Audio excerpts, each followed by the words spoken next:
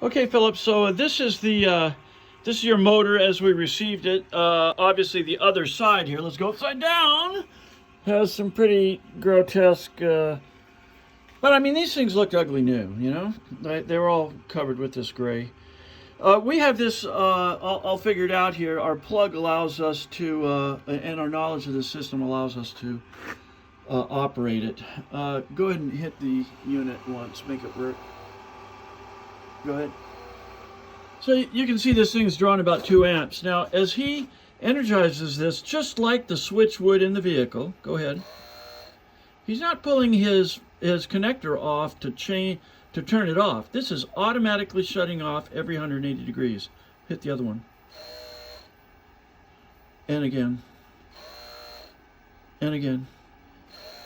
So that means that the diodes in this thing, the motor, and the brushes are all working. So I just wanted to show you that so that you're aware that, you know, somebody else rebuilt it, but it still works. I mean, we don't put these giant studs through them like this.